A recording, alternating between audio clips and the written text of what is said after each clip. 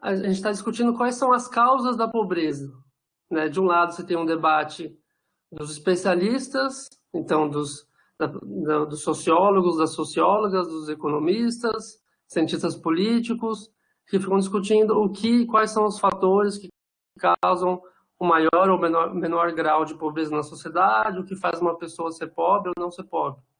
De outro lado, um outro fenômeno para a gente pensar quais são as causas da pobreza são as percepções ou as explicações que a população em geral dá para esse fenômeno, né? Então, algo que na psicologia social eles chamam de atribuições causais. A gente está interessado nesse segundo ponto. Quais são as explicações que a população em geral dá para o fenômeno da pobreza, né? Por que isso é importante? Por que é importante ver saber o que a população pensa sobre quais são as causas da pobreza? De um lado, isso influencia a eleição ou o sucesso de determinadas plataformas políticas. Tendo em vista que conflitos distributivos são centrais em praticamente qualquer sociedade capitalista, né? As percepções que as pessoas têm do que faz certas pessoas ser pobres, isso influencia plataformas e discursos que vão ser ofertados e que vão receber mais ou menos votos na competição eleitoral. De outro lado, isso também influencia a percepção que a população em geral tem da pobreza, influencia as políticas públicas, né? A formulação, quais são as ideias que vão estar premiando a formulação de políticas públicas, a implementação e a efetividade também dessas políticas de combate à pobreza, né? Então, se a maioria da população pensa que as causas da pobreza têm determinado mecanismo e políticas públicas formuladas, elas estão atacando, olhando para outro mecanismo, tem uma chance dessas políticas perderem a sua efetividade porque não estão ancoradas na percepção que a população em geral tem, né? Na literatura, quando está focando nesse quesito, ela trabalha com duas principais, uma terceira categoria mais residual, duas principais causas que a população concede, ou que a população expressa sobre causas da pobreza. Uma que são explicações exógenas ou estruturais, que focam nos condicionantes políticos, econômicos e sociais.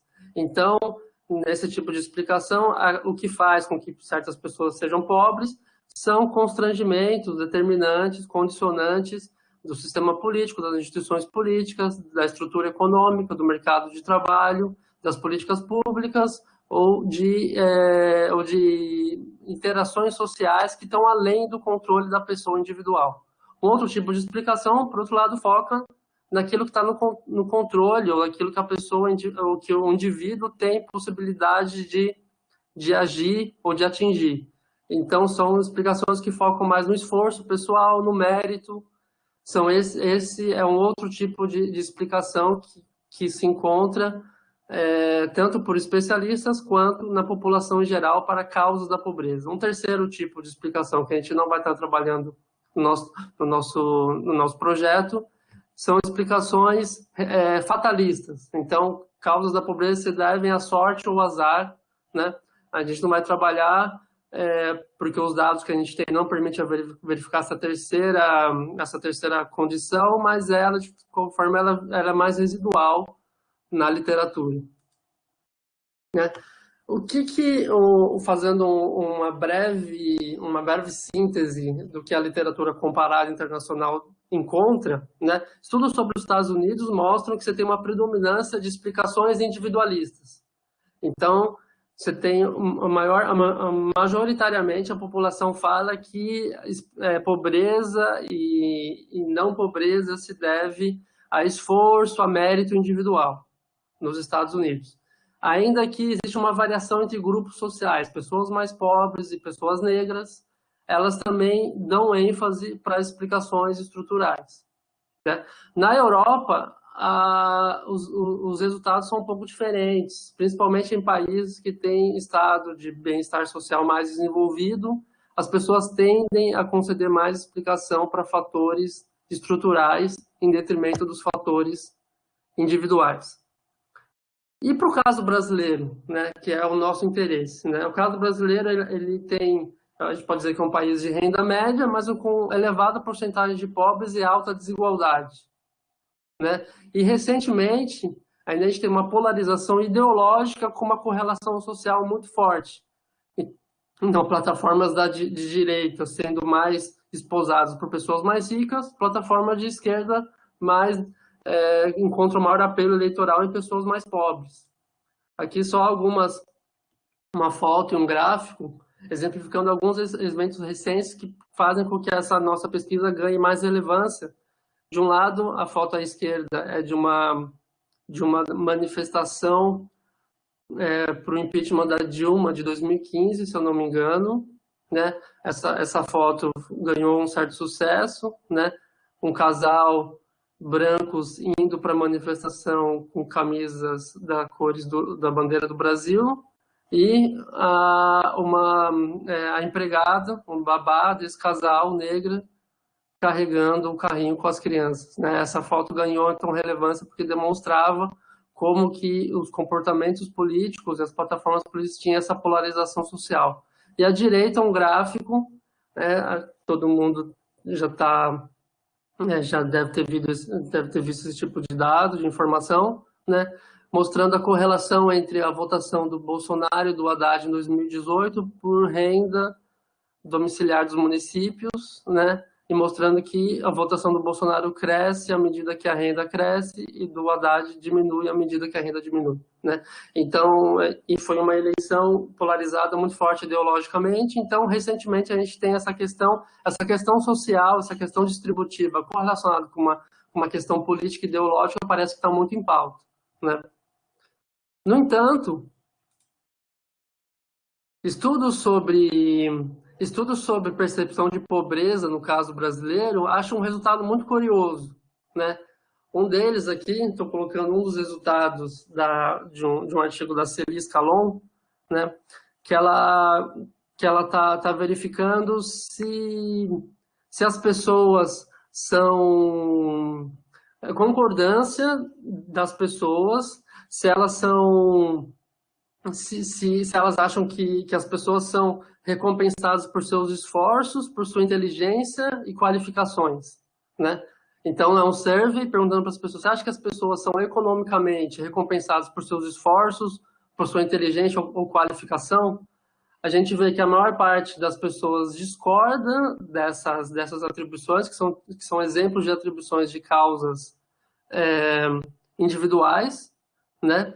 Mas a maior parte da discordância ocorre entre setores da elite do que setores do povo. Aqui a elite, se não me engano, ela considera os 10% mais ricos na amostra de survey que ela fez, né? E o povo são os outros 90%. Então, pessoas da elite discordam mais de explicações individualistas, que a gente imaginava que são pessoas que concordariam mais com explicações mais que falam que a pobreza se deve a esforços, a inteligência e qualificações pessoais, mas não, nos dados dela, pessoas da elite discordam mais até do que pobres dessa afirmação. Um outro tipo de trabalho sobre isso foi um relatório que o IPEA divulgou em 2011, com base no survey nacional também, né? E nesse gráfico eles estão comparando a percepção que as pessoas têm sobre as causas da pobreza segundo a renda. Então, de um lado, no painel A, população com renda de até 1/4 do salário mínimo, e no painel B, pessoas com renda maior que 5 salários mínimos. E as explicações têm alguma variação na ordem que esses dois grupos de pessoas atribuem às causas da pobreza, mas as principais explicações de ambos os grupos são causas estruturais. Então, desemprego, educação sem qualidade, corrupção, né? Fatores como, por exemplo, preguiça e comodismo, eles ganham pouco apoio de ambos os grupos, né? Então, como síntese do texto, é que eles falam, é interessante observar, mesmo considerando os diferenciais de renda, que as principais causas apontadas são de natureza estrutural e não individual.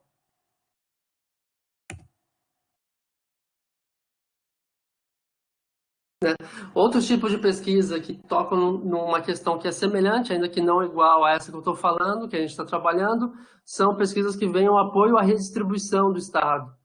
No caso brasileiro também, as pesquisas recentes mostram que o apoio é elevado à redistribuição, então, de modo geral, a população brasileira apoia que o Estado redistribua a renda de ricos para pobres e não encontra diferença entre tipos sociais nessa magnitude desse apoio, né?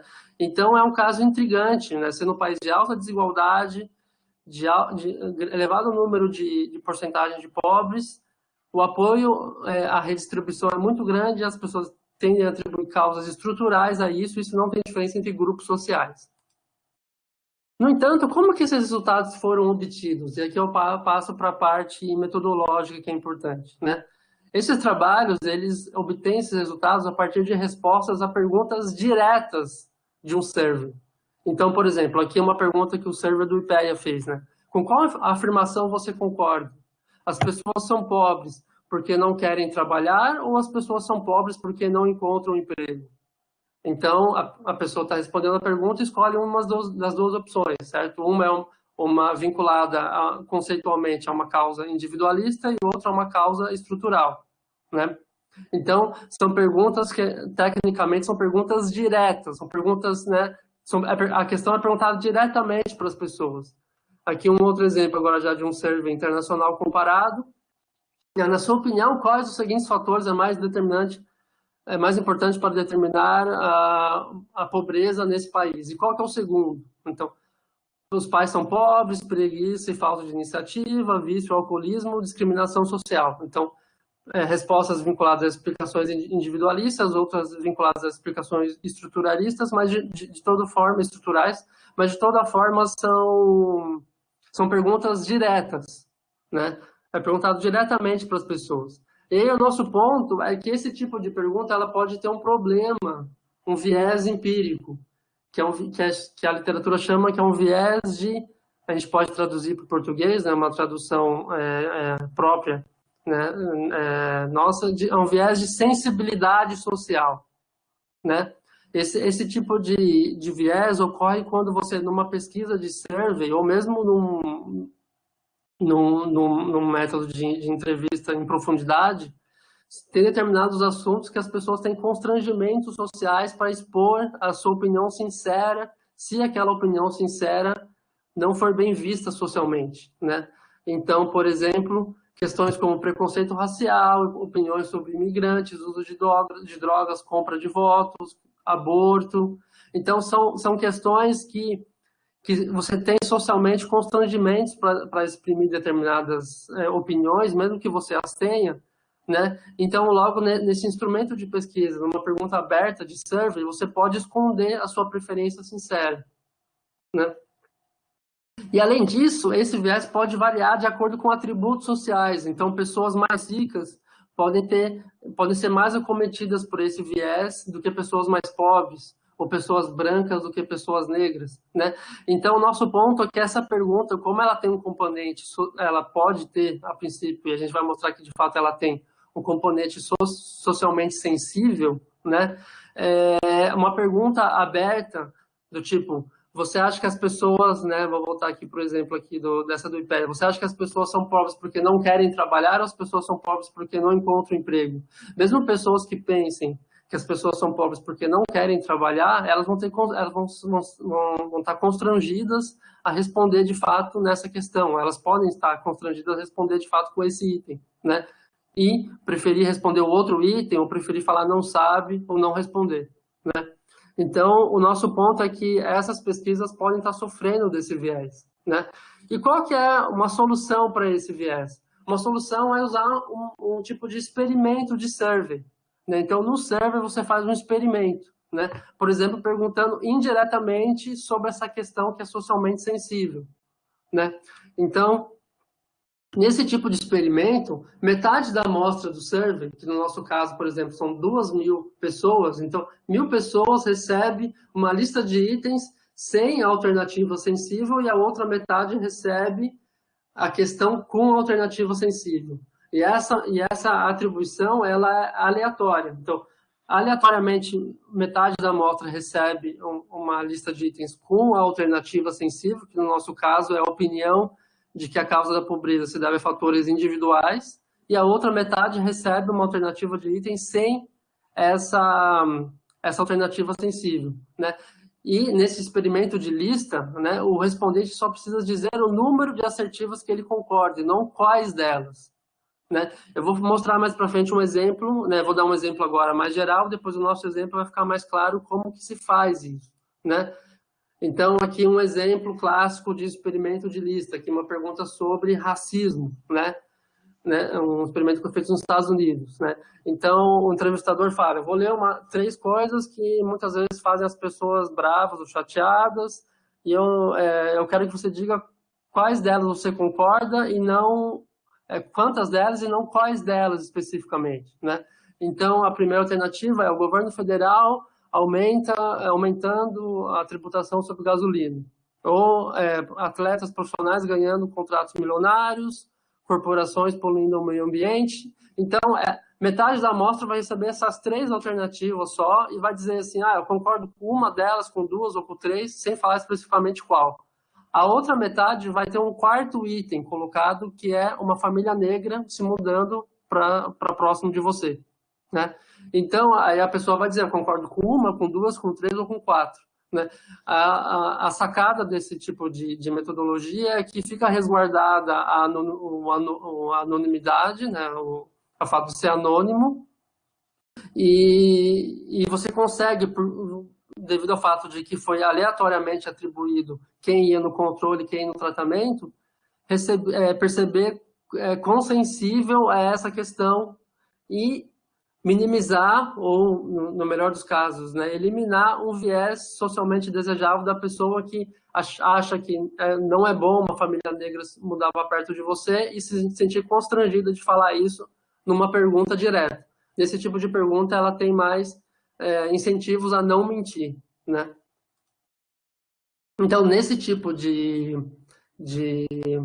análise, né, nesse tipo de técnica, um simples teste de diferença entre o número médio de concordância do grupo de tratamento com o número médio de concordância do grupo de controle é suficiente para verificar a existência de apoio à questão socialmente sensível, que no nosso caso é opiniões individualistas, individuais sobre as causas da pobreza.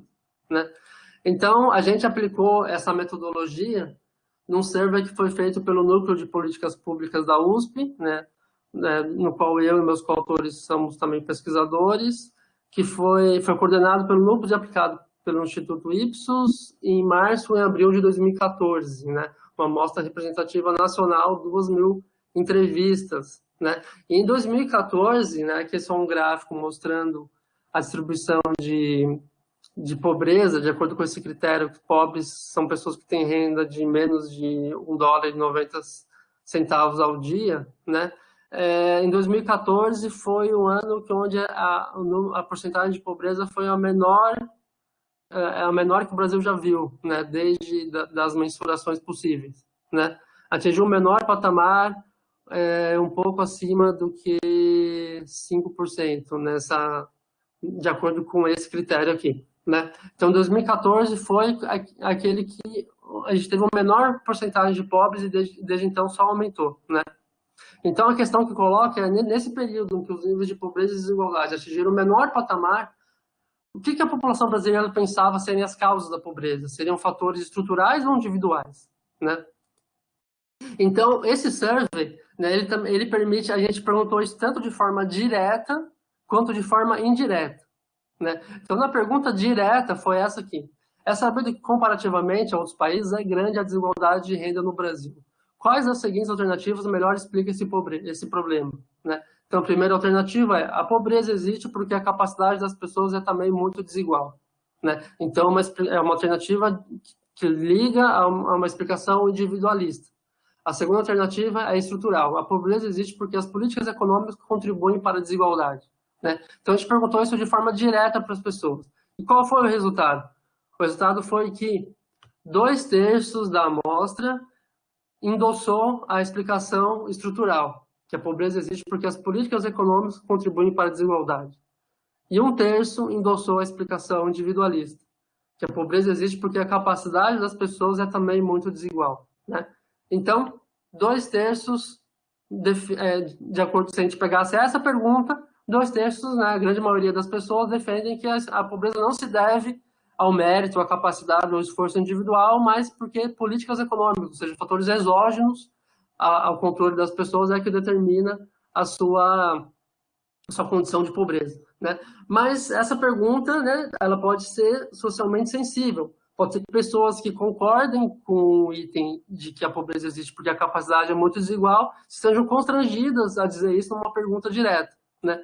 Então, a gente fez uma pergunta indireta sobre essa questão, né? Então, a pergunta indireta foi aquele experimento de lista.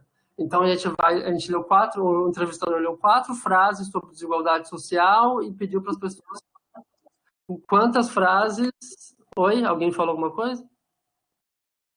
Não. Pediu para as pessoas falarem quantas frases as pessoas concordam, não necessariamente quais as frases as pessoas concordam, né? Então, o grupo de controle recebeu só alternativas de explicações estruturais. Então, a pobreza existe porque há uma omissão do Estado brasileiro, a pobreza existe porque há diferentes oportunidades dadas às pessoas, a pobreza existe porque o acesso à educação é desigual. Então, as pessoas falam, concordo com uma, com 2 ou com 3 alternativas. Já o grupo de tratamento recebeu um 4º item, e, de novo, né, metade da amostra ficou em cada grupo, de forma aleatória. Esse grupo de tratamento recebeu um 4º item, que é a pobreza existe porque a capacidade das pessoas é também muito desigual, que é o nosso item que a gente considera que pode ser socialmente sensível, né? Então, comparando o tratamento e o controle, a gente viu que no grupo de controle, a média de concordância com as afirmações foi 2,12 e no grupo de tratamento foi 2,53, o que dá uma diferença de 0,41 estatisticamente significativa. Ou seja, essa questão ela está caindo em um viés de desejabilidade social, né? As pessoas, quando elas respondem de forma direta, elas estão escondendo a sua preferência sincera. Quando a gente faz esse experimento de lista no survey, você tem uma diferença estatisticamente significativa entre o apoio a essas questões, e como a única diferença entre o grupo de tratamento e o controle é que no grupo de tratamento você tem uma alternativa socialmente sensível, que no nosso caso são explicações individuais para a pobreza, você tem uma diferença significativa, então logo as pessoas elas estão concordando mais com explicações individuais do que a gente teria visto olhando só para a questão direta, né?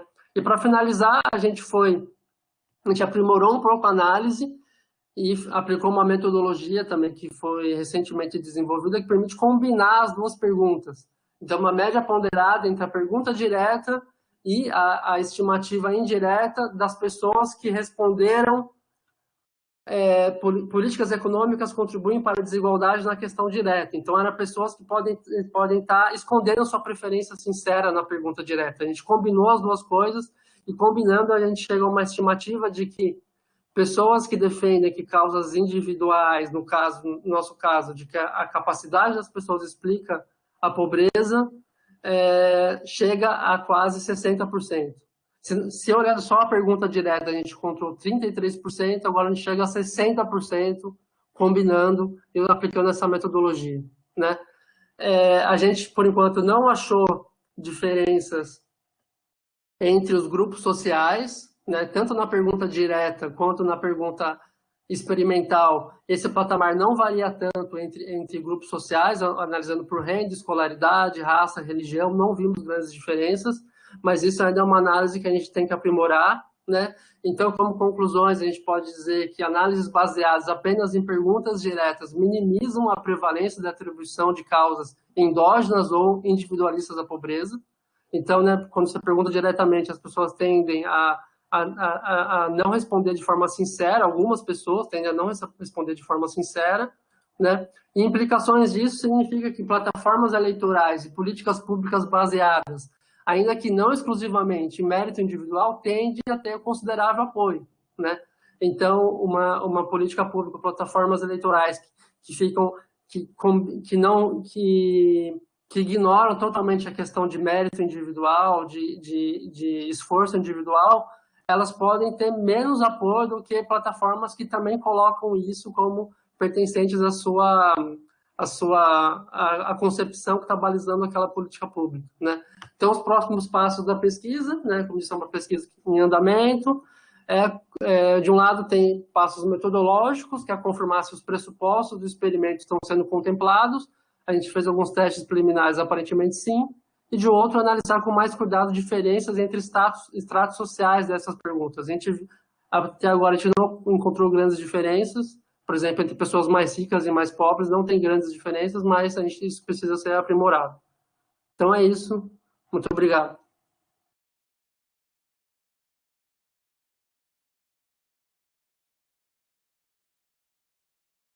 Bom, obrigado, Sérgio, pela apresentação, pela instigante apresentação.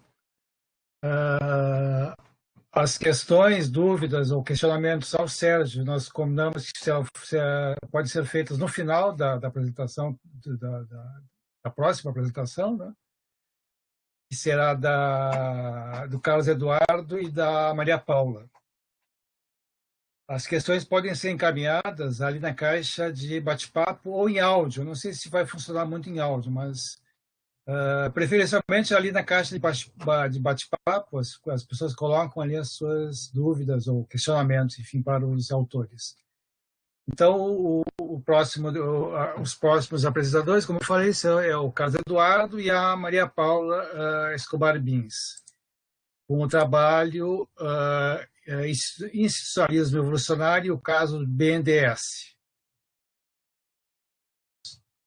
Só um minutinho que eu vou habilitá-los.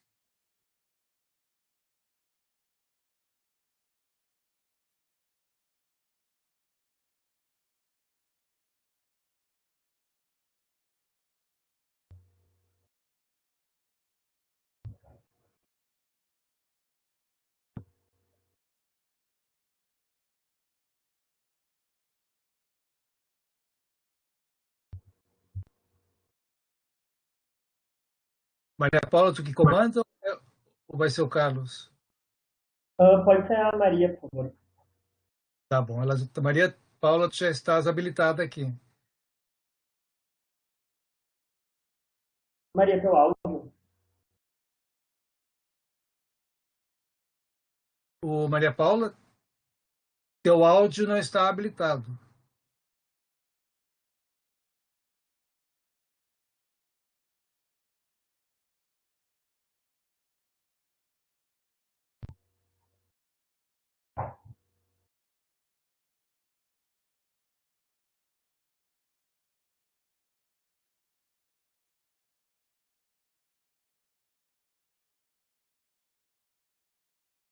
Vocês estão me ouvindo agora?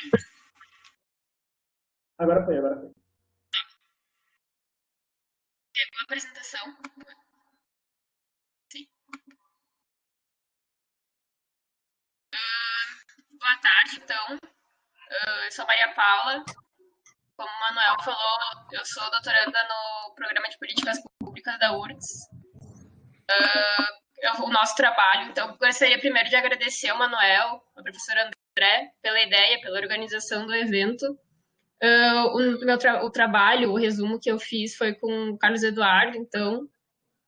Esse resumo que a gente fez foi especialmente para submeter para a BCP, então é um trabalho muito inicial, que a gente, enfim, pensou nele só para submeter para a BCP, enfim, depois podem ter alguns outros desdobramentos, mas a gente está numa fase inicial, a gente não tem resultados muito vastos, assim, muitas análises sobre o trabalho, porque a gente começou a fazer ele um pouco com base na dissertação do Carlos Eduardo, enfim. E aí a gente vai apresentar um resumo, a nossa ideia de como desenvolver esse trabalho. E, enfim, a gente espera que sugestões e críticas nos ajudem a pensar melhor, ou, enfim, que caminho a gente vai tomar para que a gente tenha esse resumo final, que a gente não sabe ainda como que vai ser a BCP, né? Se vai ser em agosto, mas até julho a ideia é ter esse resumo final. Então, o nosso trabalho é o institucionalismo evolucionário, o caso do BNDES. Eu vou falar primeiro, só dar o resumo do trabalho, depois o Carlos Eduardo vai apresentar a parte da revisão da literatura e eu vou apresentar depois os objetivos da metodologia. A gente fez essa divisão. Então, a ideia... Só não está passando os slides agora. A ideia do trabalho, então, o resumo que a gente fez, que a gente pensou para desenvolver ele, é a partir da ideia do institucionalismo, das instituições como elementos centrais à determinação do desenvolvimento, tanto econômico como político dos países, a gente analisar a importância desse processo de evolução institucional que vão possibilitar, vão dificultar o desenvolvimento desses países. Então, o objetivo do nosso trabalho é trazer o debate às premissas do chamado institucionalismo evolucionário e analisar como que se deram as mudanças no BNDES a partir de um estudo de caso. Então, a partir das premissas desse institucionalismo evolucionário, analisar a variação institucional dentro do banco. Então, a gente vai partir da classificação de concepção de mudança institucional como endógena ou exógena, dependendo da possibilidade de agência dos indivíduos nesse processo, ou se as mudanças são derivadas de fatores exógenos ao banco.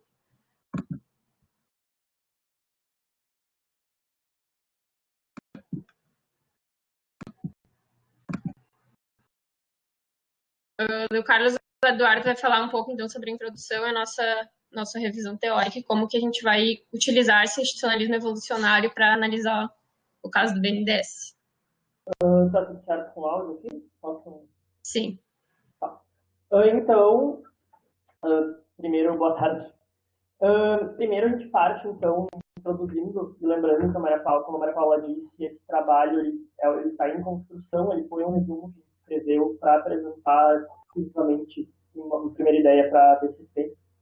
Então, os resultados, dessa forma, a gente ainda está desenvolvendo a análise deles. Então, a gente se propõe a começar partindo da ideia do institucionalismo e da mudança institucional interna ao banco, no sentido do institucionalismo como uma compreensão da sociedade como composta por um sistema de regras e normas que moldam comportamentos e expectativas do indivíduo. E que existe uma interação e uma comunicação nesse sentido entre os indivíduos e as regras e as normas que se compõem de uma forma relativamente estrutural, uma interdependência. Então, existiria uma ideia de equilíbrio induzido pela estrutura nesse processo de mudança institucional e de adaptação institucional. Aqui é interessante também reparar que equilíbrio induzido pela estrutura, e é uma discussão que a gente tem bastante presente na economia, não sei até que ponto ela é tão importante para cientistas políticos, no sentido de equilíbrio apenas como um ponto em que se chega através de um processo. Que em economia a gente tem a ideia de equilíbrio como algo que é ideal ou algo que não muda, que é um objetivo de longo prazo. Aqui a gente foge dessa ideia, justamente por adotar essa abordagem evolucionária nas instituições. E então, ao abandonar os pressupostos irrealistas, como definidos por Hodgson, essas correntes institucionalistas elas oferecem instrumentos analíticos mais abrangentes do que a economia neoclássica. E na economia, é uma discussão bastante presente também, existem duas vertentes dominantes de institucionalismo. Seria um institucionalismo, entre aspas, neoclássico, derivado de uma tradição de Laurent Comte, tem as duas escolas de institucionalismo que ele funda, uma vertente mais microeconômica e outra com uma vertente mais histórica e mais macro. E essa perspectiva é heterodoxa dentro da economia das instituições, por conseguinte, das mudanças institucionais. Então, ela se baseia mais, começa o fundador dessa escola, considerado Thorstein Veblen, nos Estados Unidos, na última década dos anos 1800, nos Estados Unidos. E ela parte da ideia de como a cultura e as percepções que as pessoas têm moldam a realidade econômica. Enfim, essa discussão da economia talvez não seja exatamente o objetivo acadêmico. Me alongando, perdão. Então, a ideia da junção de uma teoria evolutiva com as instituições faz com que aconteça o que Colander chama de uma redefinição da integração das instituições na análise. Porque a abordagem evolucionária, ela integra esse paradigma biológico, talvez, tipo, das ciências naturais, em alguma medida, a processos das ciências sociais, para buscar ver como se dá com esse processo de mudança. O objetivo da teoria evolutiva é compreender a mudança. E que esse aspecto evolucionário, ele não é necessariamente um corpo autossuficiente, ele é uma abordagem que soma as outras teorias. Tanto que tanto abordagens neoclássicas quanto abordagens heterodoxas, abordagens neoclássicas schumpeterianas, neo-keynesianas, elas partem e podem se apropriar dessa concepção evolutiva. A gente percebe isso recentemente na própria abordagem institucionalista neoclássica, de que, por exemplo, Douglas North, Oliver Williamson, eles se apropriam, a própria Ostrom, eles se apropriam dessa concepção evolucionária como ponto de partida metodológico.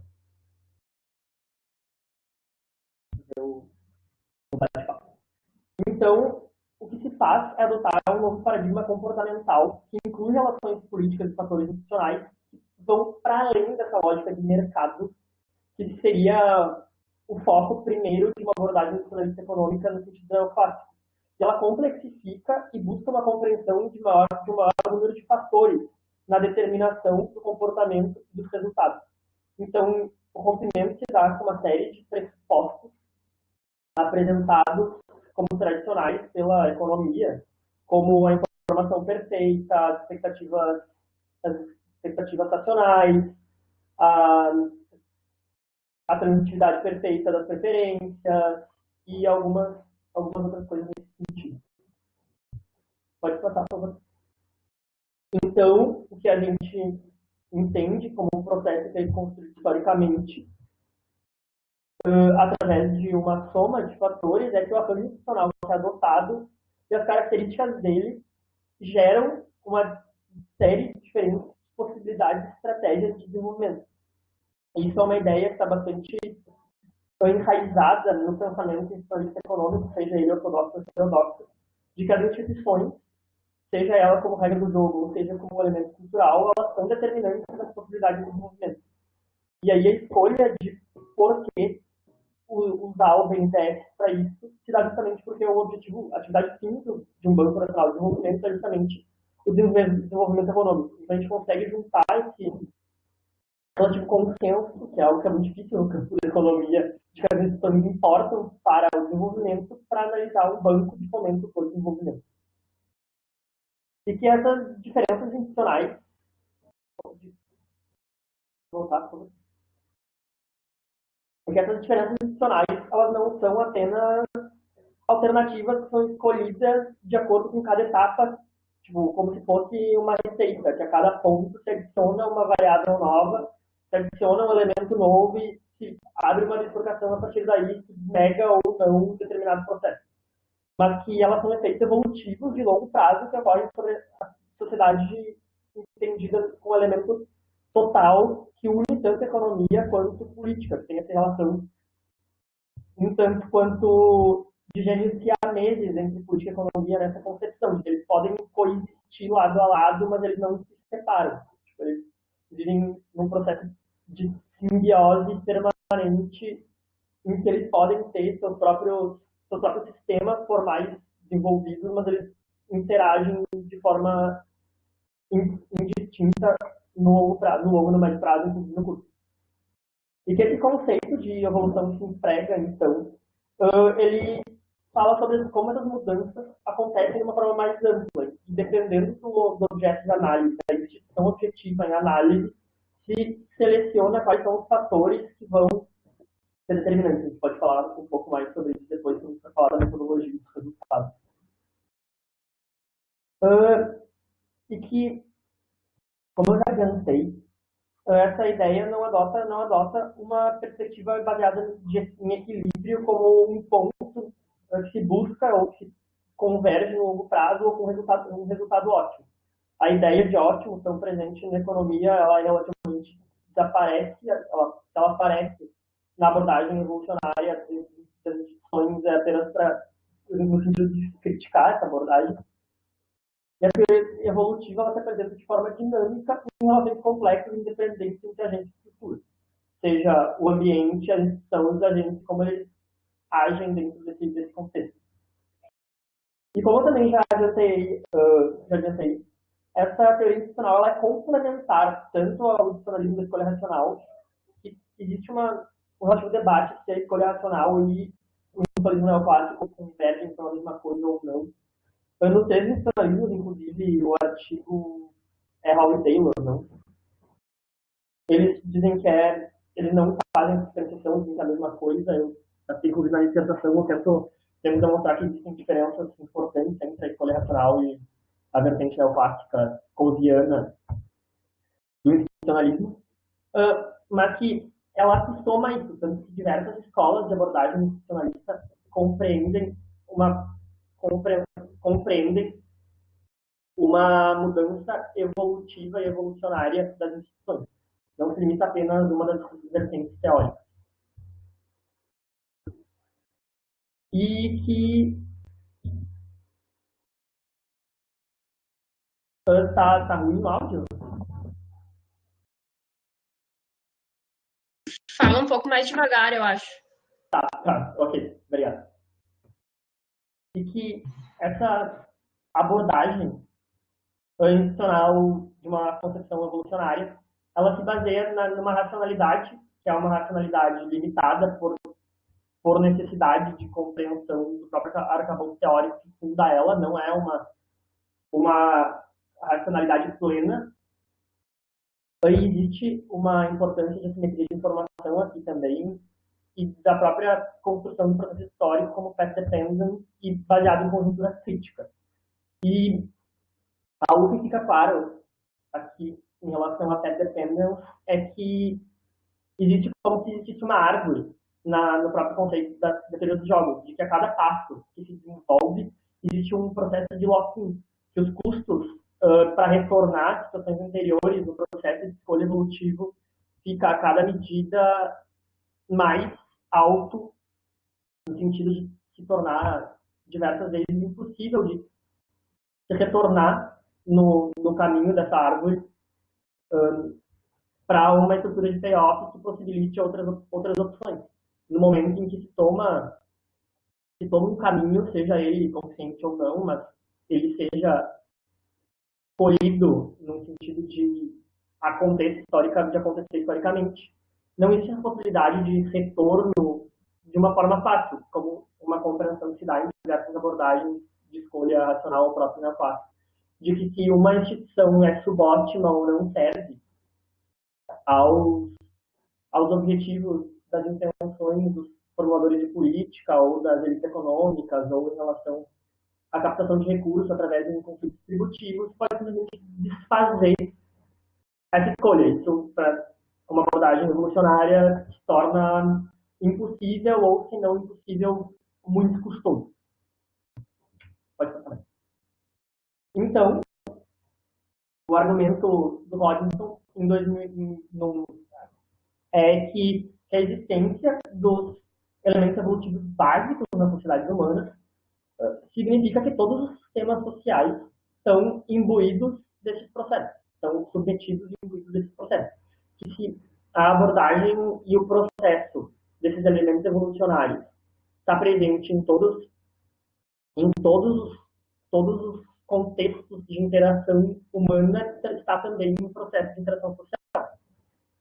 E também, explicitando quais são esses mecanismos evolucionários que determinam o processo de mudança institucional, tem a citação que a gente coloca do Luiz Steinman, de que uma abordagem evolucionária da mudança institucional, ela coloca a cognição humana, a intencionalidade e a agência no centro da análise.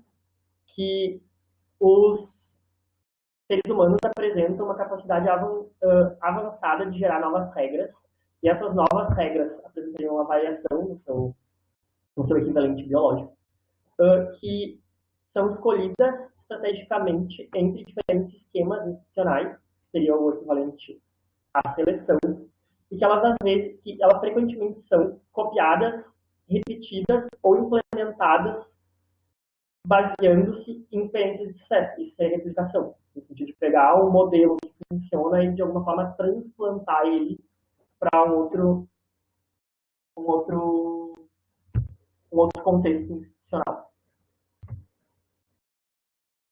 E, então, partindo de toda essa revisão do institucionalismo e completando ela com a abordagem evolucionária, a gente segue essa proposição de que existem 3 fontes de mudança que têm relevância direta, que seriam as regras, que elas regem o comportamento e elas são imperfeitas, essa miopia da seleção natural, no sentido de que tem certos modelos e que eles não são selecionados de uma forma otimizadora per se, e que todas essas instituições são sistemas complexos, e eles contêm diversos sistemas interdependentes, que existe o conflito, seja ele por poder político, por captura de recurso econômico, ou seja, qual tipo de conflito se for, e que esse conflito leva à adaptação desses conceitos evolucionários para cada uma das realidades e soluções e adaptações dentro de um modelo evolucionário que levam a essa mudança, que é idiosincrática e evolutiva. Então, essa mudança gradual, ela se apresenta como uma interação entre as estratégias adaptativas dos agentes e a seleção institucional. Então, seriam os agentes que têm estratégias e se adaptam, as instituições que se organizam, a forma de se defender e defender as referências dos atores que elas se apresentam, com essas mudanças que se dão no nível do ambiente, que são mudanças que a gente chama de desordem. Agora eu abro o espaço para Maria Paula falar um pouco sobre a questão dos objetivos. Tá, então, tendo como base essa explicação que o Carlos Eduardo deu, qual é a ideia do nosso trabalho? Então, voltando um pouco só, retomando bem rapidinho, aqui a teoria evolucionária ela vai oferecer uma explicação, então, para a preferência desses indivíduos a partir de uma perspectiva dual, dando tanta importância para a agência como para a estrutura e para os comportamentos racionais desses indivíduos e o papel que essas normas e regras têm sobre esses comportamentos. Então, a gente vai levar em conta o ambiente e as condições nas quais essa evolução institucional vai se dar, assim como as adaptações evolutivas e os resultados que vão determinar essa estrutura de preferências e o desenvolvimento dessas organizações. Então, com base nas premissas centrais do institucionalismo evolucionário, como o Carlos já falou, que seriam os 3 principais conceitos que estariam nessa análise, que é a variação, a seleção e a retenção, e o papel central que tem a agência e a estrutura, e o contexto político-econômico, a gente vai analisar como determinantes nesses resultados institucionais. O objetivo do trabalho, como eu falei lá no início, é realizar o estudo de caso, analisando o BNDES e como que se deu essa trajetória evolucionária ou evolutiva do banco ao longo do tempo, levando em conta as mudanças ocorridas tanto nas diretrizes políticas, nos quais o órgão se insere, e as diretrizes políticas maiores, no qual o país se insere, enfim, e como essas mudanças ambientais ocorridas também na estrutura da economia brasileira. Então, a gente justifica a importância do trabalho, enfim, que os estudos anteriores que olharam para o banco, eles eram focados ou só na questão orçamentária, no desembolso do banco, no impacto que esse desembolso teria no desenvolvimento, ou no desenho institucional do banco. E a gente pretende fazer, então, essa análise combinando tanto as questões políticas e as questões econômicas. Para fazer isso, para olhar para essa análise e esse desenvolvimento institucional do BNDES, a gente vai partir do que se chama de algoritmo evolutivo, que esses autores, essa literatura do institucionalismo evolucionário utiliza, que seria um ambiente, os recursos, se existe competição e que estratégias são essas, se existe cooperação entre os atores ou se existe conflito, a população envolvida nesse desenvolvimento, a variação institucional, que é uma variável-chave aqui, e a ideia de seleção e retenção. Então, a gente tentou fazer um desenho bem simples, assim, inicial, que o que a gente considera o ambiente seria a economia e a política, tanto a economia internacional, a economia brasileira e a política brasileira interagindo entre elas. E nesse ambiente também, a gente consideraria, então, como eu falei, dos elementos constitutivos desse algoritmo evolutivo, dentro do ambiente, além desse aspecto político-econômico, a gente considera que os recursos e a competição e a população são constitutivos desse ambiente. Então, ocorreria o impacto desses fatores sobre o BNDES, sobre as questões endógenas ao banco, e a variação institucional, que seria a nossa variável dependente, a gente olharia para diversos elementos que constituiriam essa variação, como a criação ou extinção de linhas de crédito, a mudança na estrutura do banco, a mudança administrativa dentro do banco, todas questões endógenas. Então, como que o ambiente afetaria essa variação institucional no banco e como que se daria quais as mudanças que seriam selecionadas ou como que haveria a seleção dessas mudanças e em quais delas seriam retidas no banco, que é a ideia de retenção. Então, é mais ou menos esse desenho que a gente pensou como que a variação da estrutura institucional do BNDES afetada por esse ambiente externo, interno ao país, mas olhando para a variação institucional endógena ao banco, levando em consideração todas as premissas do institucionalismo evolucionário que o Carlos falou antes. Então, a gente vai adotar também as seguintes premissas analíticas, que existe uma ecologia política, que o ambiente político é um ecossistema e que existem recursos escassos e competição por esses recursos. A distribuição desses recursos é assimétrica e quem controla as regras que regem o comportamento desses agentes controla, por consequência, a distribuição assimétrica desses recursos e vão ser as instituições políticas que vão regular essa competição. Então, é mais ou menos esse desenho da pesquisa que a gente pensou por enquanto. E aí, como a gente falou antes, a gente não tem resultados assim concretos, porque é uma pesquisa inicial, mas o Carlos vai falar um pouco mais sobre eles.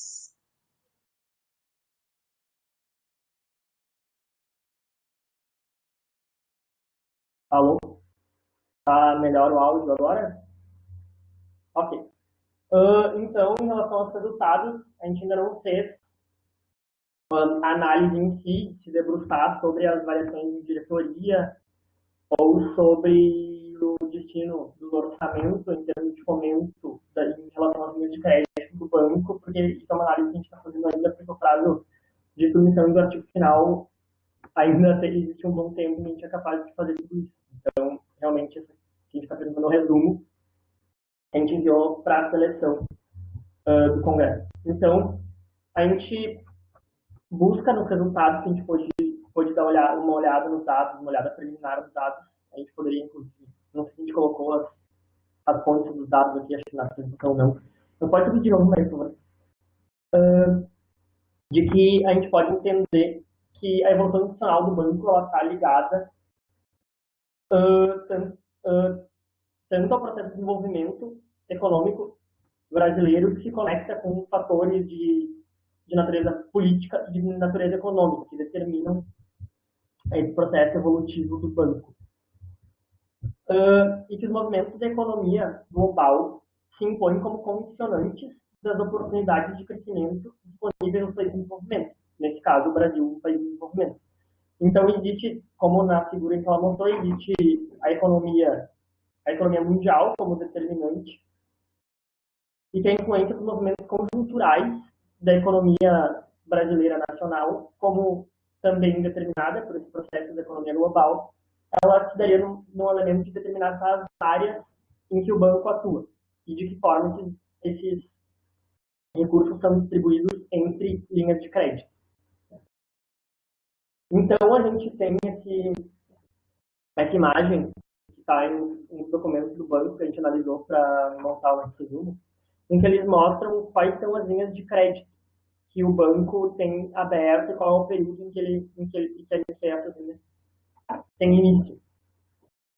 E o que a gente propõe, através de uma pequena análise de história econômica, é, por exemplo, de que o banco funciona e é fundado inicialmente com a ideia de desenvolver o processo de gestão de importações no governo Vargas, no segundo governo Vargas, já na década de 50. E que esse foco na infraestrutura fica claro como sendo por um período de tempo a única linha de crédito. Depois, nos anos 60, a gente percebe que existe um processo de saturação do processo de investimento em indústria de consumo não durável.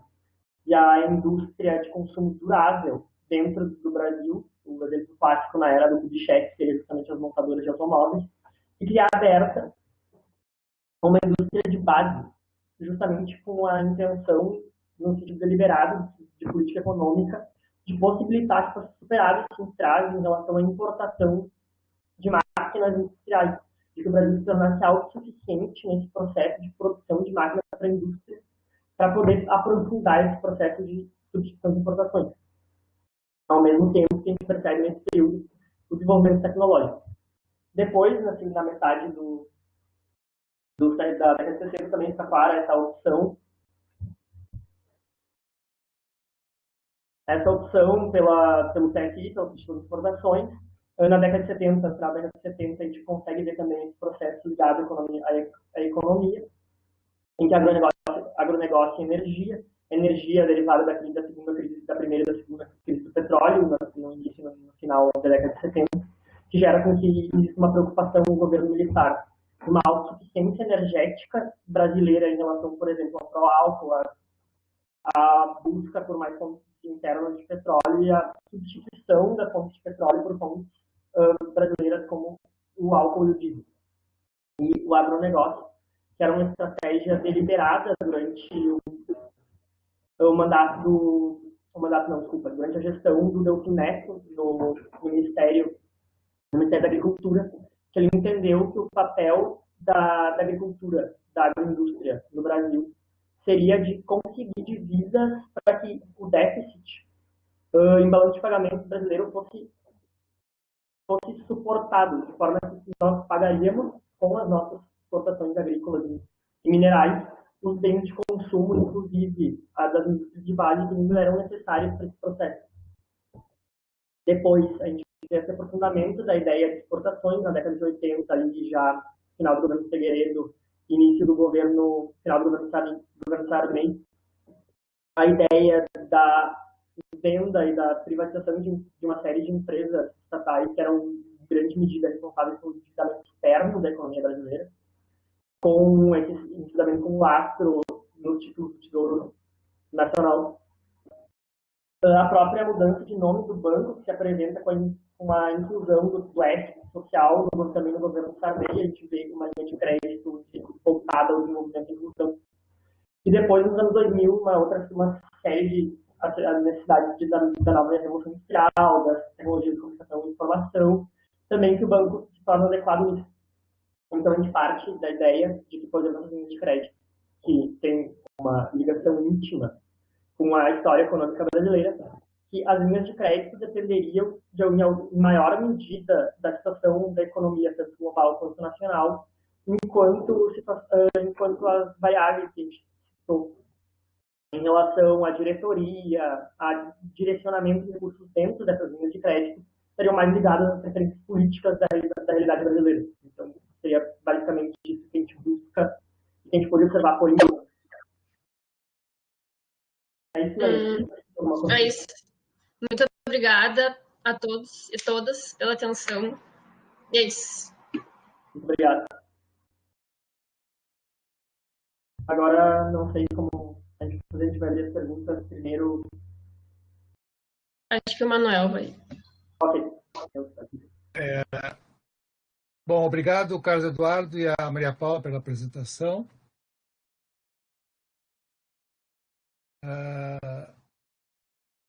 Então, as questões, dúvidas e questionamentos aos palestrantes, Eles podem ser encaminhados por áudio ou pelo bate-papo aqui na... Já temos aqui... Sérgio, tu estás visualizando? O André colocou uma questão.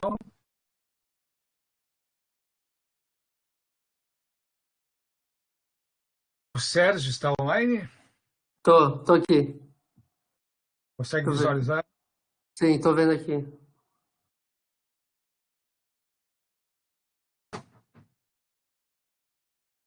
Então, André, obrigado pela pergunta. A resposta sensível não necessariamente apareceria na identificação de 4 alternativas, porque as pessoas elas podem não concordar com algumas das anteriores, né? A questão é assim, o que faz com que elas concordem com as alternativas são diversas variáveis, certo? Que algumas a gente consegue observar, outras não. Liga minha câmera, fica melhor. Algumas a gente consegue observar e outras não. O experimento ele permite, como a atribuição em tratamento-controle ela é aleatória, faz com que, na média, a concordância com as alternativas, seja 0, seja 1, seja 2 ou seja 3, seja semelhante entre os grupos, né? Como o grupo tratamento tem uma alternativa a mais, se a gente tem uma diferença de médias entre os dois, já mostra que você tem algum efeito sensível, né? Então, não necessariamente a pessoa tem que colocar 4 para a gente captar isso. A questão é comparar as médias dos dois grupos. Então, acho que é isso que eu responderia. Aí acho que tem uma pergunta para Maria Paula e para o Carlos Eduardo e do André, né?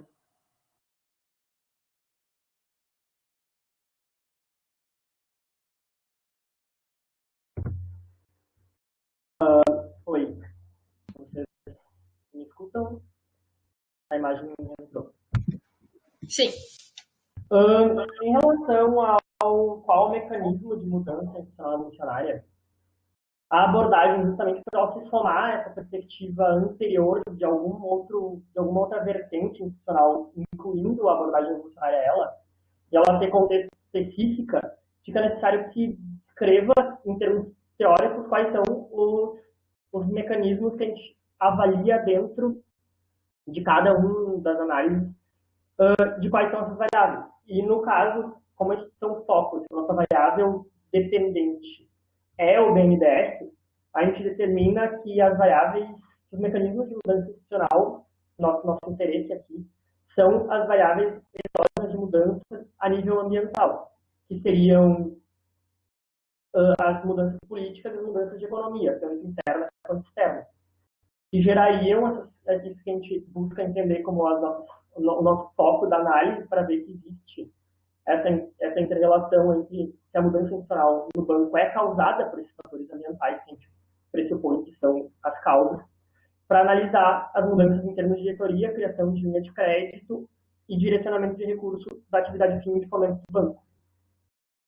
Então, o mecanismo de mudança, nesse caso, seriam esses fatores ambientais, mas não de alguma forma, se o nosso objeto fosse outro, essas variáveis poderiam ser outras, porque não existe nessa concepção uma determinação a priori de quais são as variáveis, depende do estudo que a gente faz no caso.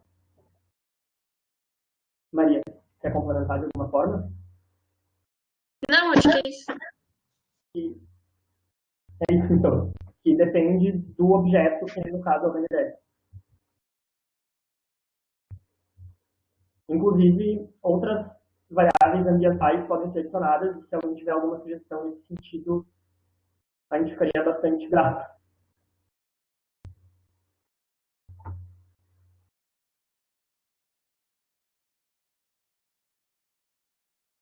Ouvindo novas questões aí, pelo visto. Múltiplos usuários estão digitando. Vamos aguardar aqui. O Manuel tem que dar uma de Vera Magalhães aí para... Aí está uma questão aí para o Sérgio. Sara. Tá. Está visualizando, Sérgio? Estou visualizando. Obrigado, obrigado, André e Isabel, também estou com saudade de vocês. Sara, obrigado pela pergunta. É, a variável gênero foi testada, a gente não achou diferenças. Não achou diferenças. Mas, mas, de novo, a gente tem que... Isso tem que ser melhor aprofundado, né? Foi um teste um pouco mais preliminar. Região a gente não testou. O survey não tinha diretamente essa variável, só tinha por estado. Aí eu só tenho que depois codificar o que é cada estado em cada região para fazer esse teste, mas eu não fiz ainda.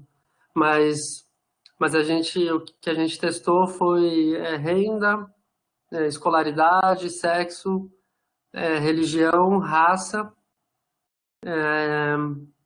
e região, com certeza, a gente vai testar. A Maria Tereza perguntou, o ano é de 2014.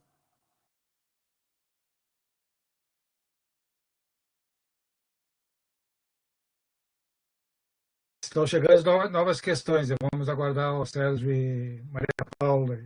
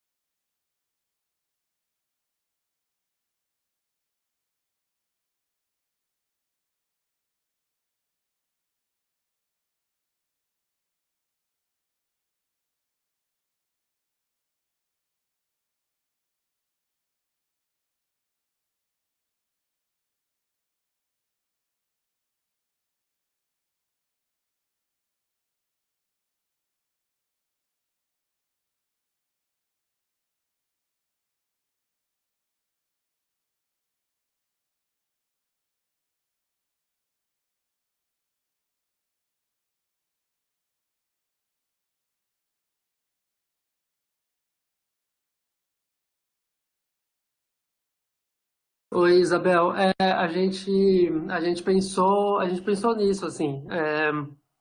A eleição de 18 foi uma surpresa em muitos sentidos, né?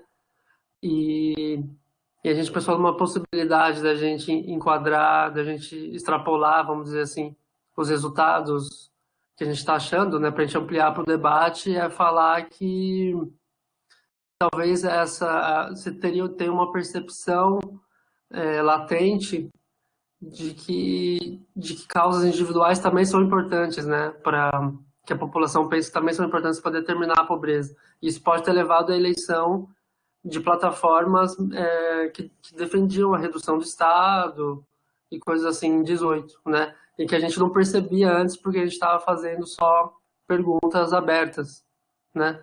Então o que a gente vai fazer pro paper também, que a gente fez na proposta da BCP, é comparar com outros surveys. Então, eu já tenho um survey de 2013 que faz perguntas mais ou menos semelhantes.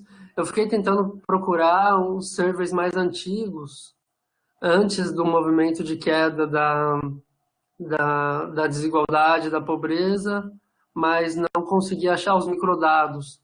Mas a ideia é um pouco isso, assim, essa interpretação é tentar comparar momentos diferentes, seria o ideal, mas não sendo possível, a ideia é tentar falar que em 2018 você tinha essa manifestação ideológica que estaria presente, mas os nossos métodos tradicionais não estavam captando. Que foi o que o Manuel falou também. Eu acho que é um pouco nesse sentido, caminho um pouco nesse sentido. Só lembrando, assim, só para pontuando, a gente não consegue...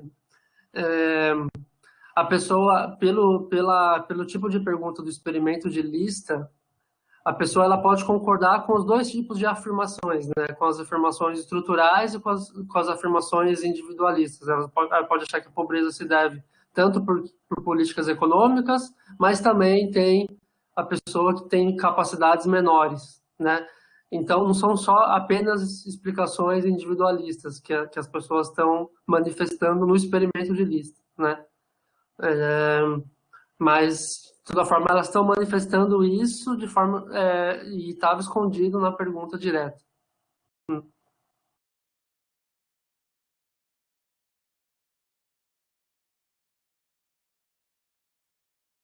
Novas questões estão chegando aí, Sérgio. E Maria Paula e Carlos Eduardo.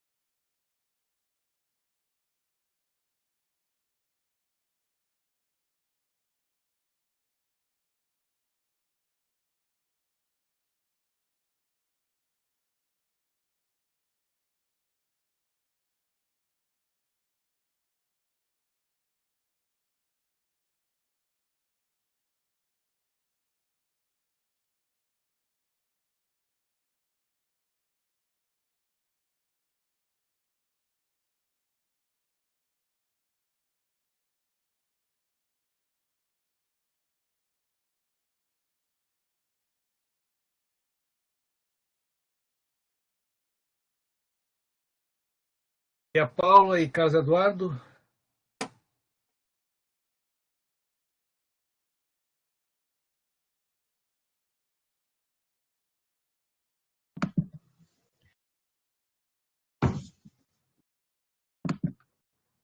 Oi.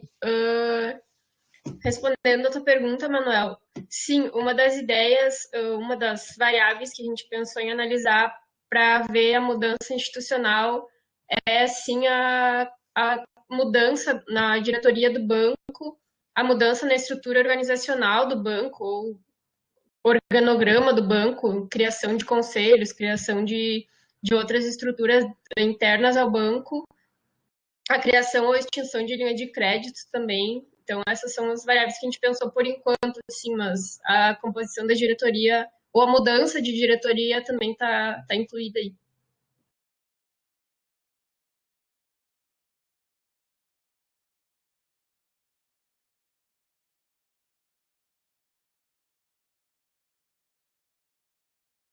Acho que o Léo fez uma pergunta. Obrigado, Léo.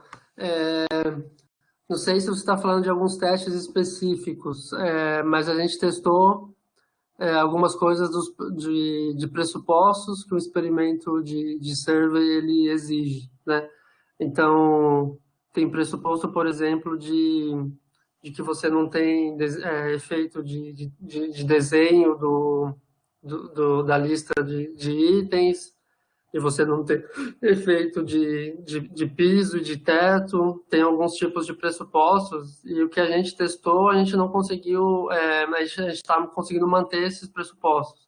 A gente não violou nenhum desses pressupostos, pelo menos num teste preliminar, né? A gente vai fazer isso com mais cuidado e também, caso a gente viole alguns desses, tem já alguns pacotes, algumas coisas que permitem a gente a minimizar esses problemas, né? Não sei se você está falando de algum teste específico.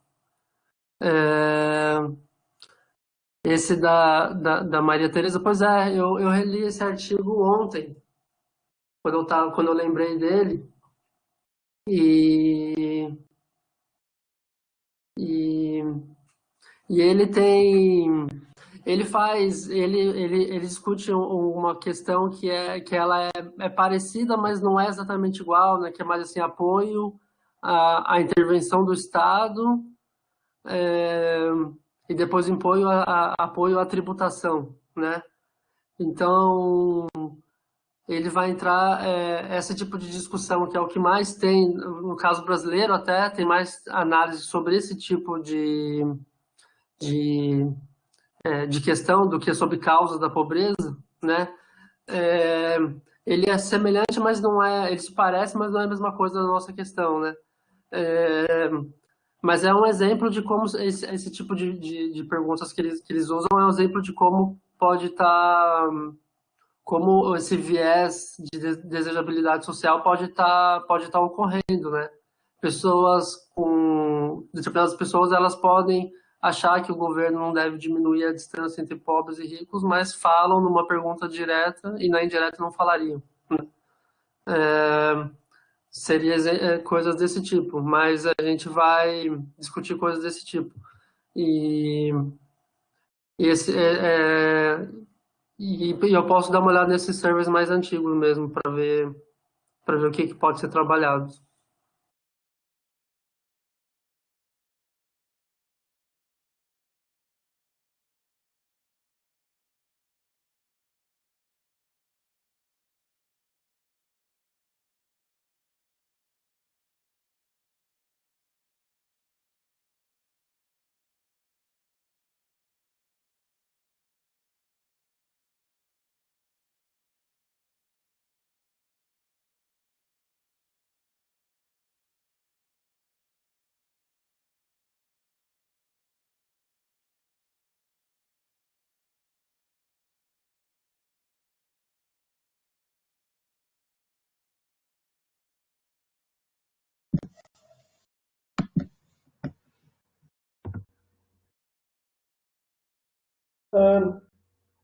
Foi em relação à estabilidade da inércia das linhas de crédito, é um dado que a gente ainda está buscando consolidar em relação ao volume de recursos. E a extinção ou não de cada uma das linhas nos diz pouco sobre a efetividade delas. A gente pode supor que quando elas são criadas, elas são importantes porque há que se quebrar justamente essa inércia para criar uma linha de crédito nova.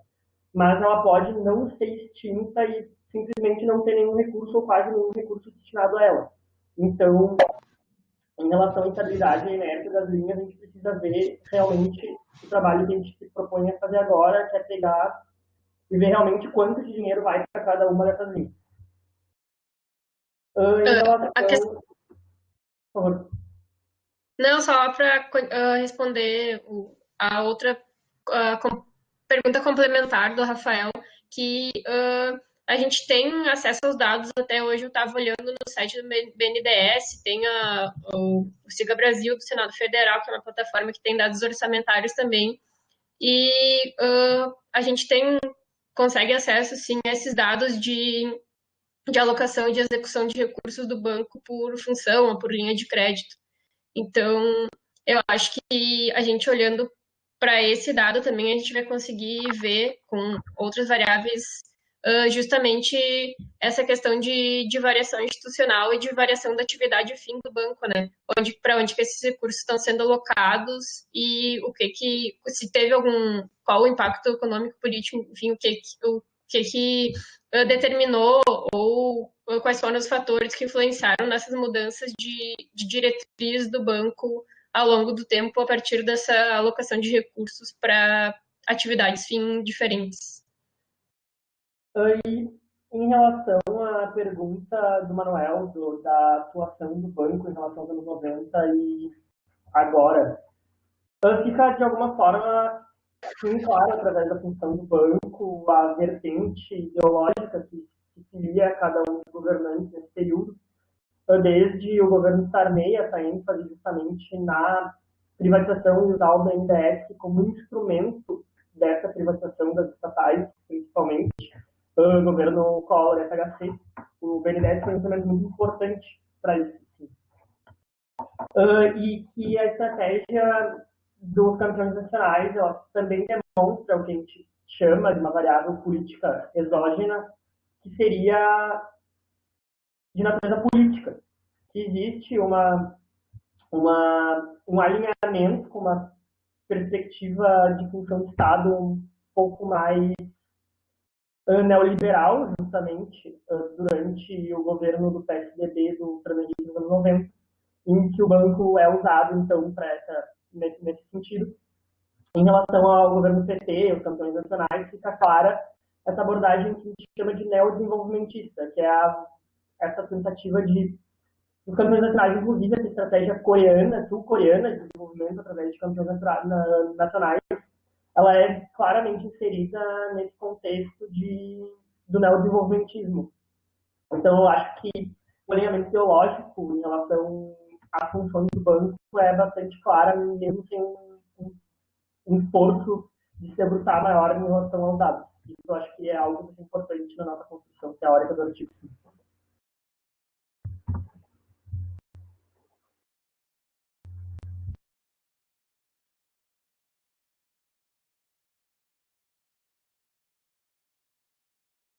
Oi, acho que a Stephanie fez uma pergunta. Obrigado pela pergunta. Pois é, eu acho muito interessante também não variar, né? Em estudos em estudos de outros países ou comparados, né? Em alguns países tem alguma variação, mas mesmo quando ela tem, ela é pequena entre os grupos sociais. Mas esses estudos usam a pergunta direta, né? Então você poderia estar tendo um viés que faz com que determinado grupo que seria mais a favor de respostas de causas individualistas está escondendo isso, né? No nosso caso, mesmo aparentemente, mesmo no experimento, a gente encontrou que existe o viés escondido, mas ele ataca de forma similar a todos os grupos, né? A gente ainda não conseguiu esboçar alguma coisa para explicar isso, não. Tem alguns estudos para a América Latina que falam que ainda que usando a pergunta direta, né, que falam que aqui, devido ao nosso histórico do estado de bem-estar social, você tem pouco apoio para explicações mais estruturais, e as explicações são mais individualistas, porque historicamente o Estado teria pouco feito políticas para diminuir a desigualdade, né? O Brasil seria um caso intermediário, mas a gente tem que pensar melhor em como que a gente vai enquadrar isso mesmo. Não sei como explicar essa ausência de diferença entre os grupos, ainda que ela tenha que ser confirmada. Obrigado.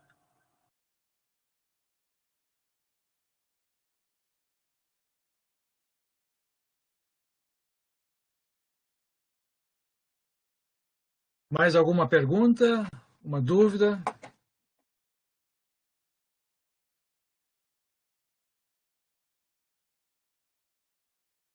Bom, então eu acho que podemos encerrar esse primeiro... Não. A Maria Tereza está encaminhando alguma questão? Não.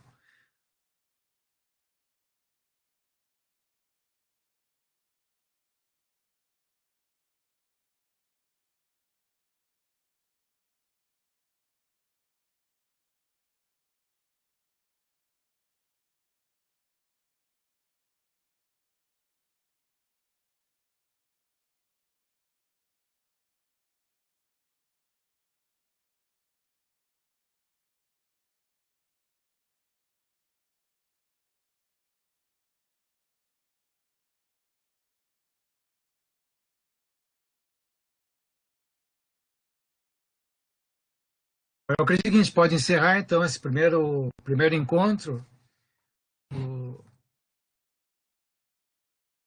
no PERGS Working Papers. Só lembrando da próxima apresentação, que será no dia... Só um minutinho, deixa eu ver aqui o dia.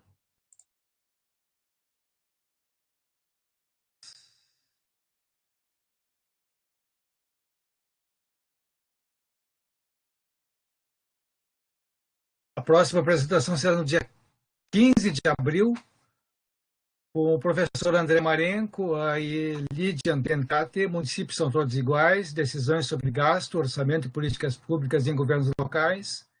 E a apresentação da Maria Liz da Rocha Piazza, emendas parlamentares dos deputados federais do Rio Grande do Sul e a geografia do voto 2016-2017.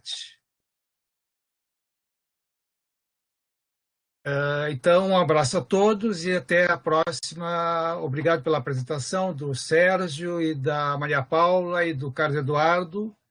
E nos encontramos no próximo encontro, então. Um abraço a todos.